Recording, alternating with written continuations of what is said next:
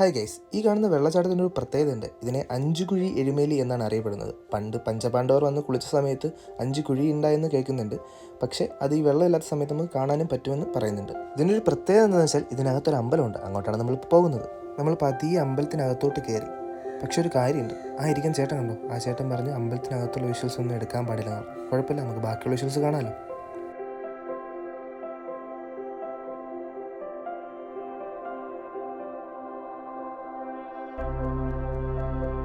ഒരാളുടെ വെള്ളച്ചാട്ടമൊക്കെ കണ്ട് എന്ത് ചെയ്യണമെന്നറിയാതെ ഗോഷ്ടിയെ കാണിച്ച് നിൽക്കുകയാണ് കേട്ടോ.